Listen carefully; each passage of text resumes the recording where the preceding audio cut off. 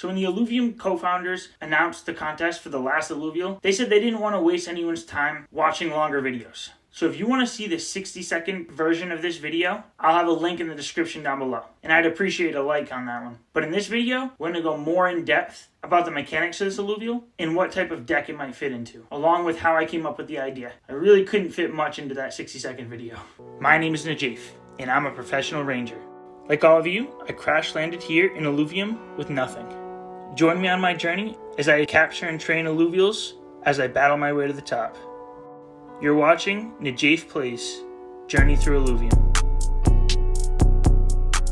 I'll go over my inspiration for this Illuvial, the artwork, abilities in Omega, as well as an explanation to justify its immense power.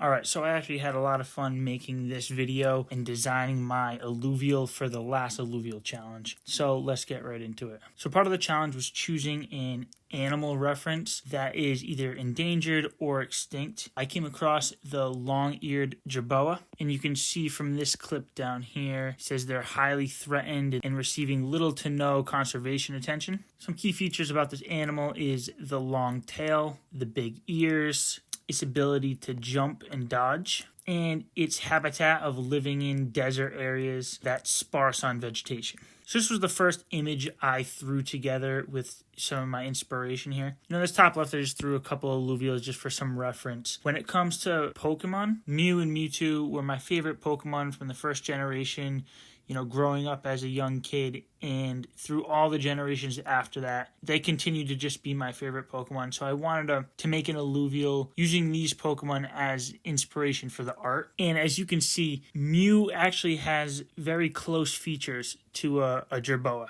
And so you can see in the notes down here, the first stage of the Illuvial to be, cute and cuddly and build up to mean and powerful. Key features are going to be the big ears, the long tail. And for colors, I chose the blue and brown. And I really like the textures of looking at this eyeball. I think this Illuvial is going to be in that desert environment, scarce of vegetation, and then I see the blue as like a deep blue sky. So here are the three stages. I'm going to get into each of these individually. Just something about the Gerboa line. They have skills in jumping, in their tail strength, confusion, energy, and damage absorption. They adapted to food scarcity by absorbing the power of other Illuvials, and they no longer require food or water. So here it is, the stage 1, Gerb. The affinity here is Earth, and the class is Empath, and it has melee attacks. For its basic attack, it'll balance on its tail and kick the opponent. The ability would be to absorb attacks from fire, nature, and wildfire Illuvials,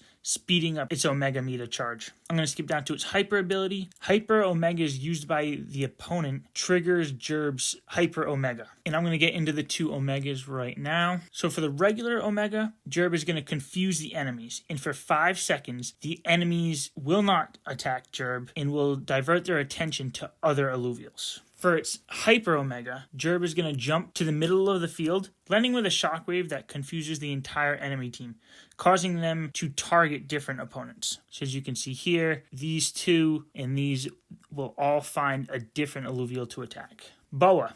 This is our stage 2. Boa has an Earth affinity with a Mystic class. Its basic attack would be a kick, ear slap, tail whip. Its ability would be to absorb attacks from all ranged Illuvials, speeding up its Omega Meta charge. Its Hyper ability would be absorbing attacks from all Illuvials, speeding up its Omega Meter charge. For the Omegas, Boa will absorb the attacks of enemies for 5 seconds. After the 5 seconds, it'll send cracks through the earth, and the more damage it absorbed, the further the attack damage will reach. For its Hyper Omega, Boa will jump to the middle of the field. All opponents begin to target Boa. Boa absorbs the damage dealt for 5 seconds, increasing the attack power of its Omega, sending cracks through the earth in multiple directions.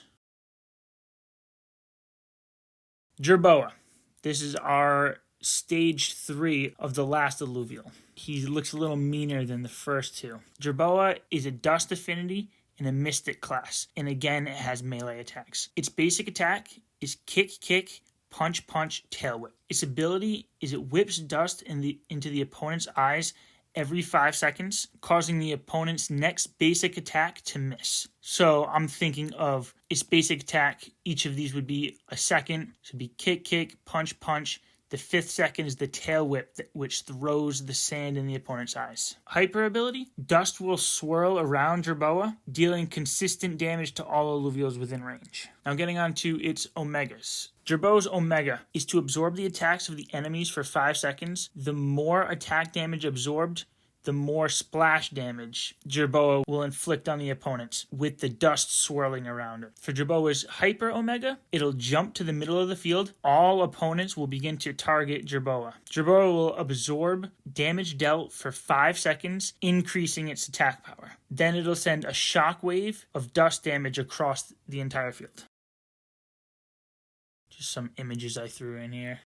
Alright, so a little explanation of this character. This is going to be a tankier character. Dust in general is just more tanky. This was taken from the chart I made. It has no big advantage or disadvantage over any other type. And what this will tell you is that this is a type of alluvial that it's going to be harder to reach hyper. And because it's harder to reach hyper, I think that justifies its hyper ability and hyper omega to be more powerful than other alluvials that might be able to reach their hyper quicker and more often. This alluvial will fit good into a deck type of air and earth where you focus around air and earth stacks. We don't have the synergy for dust, but we do have it for air and earth. You can see air is going to help you avoid and get agility, which is why Gerboa's ability is to cause a miss from the opponent every 5 seconds. For Earth,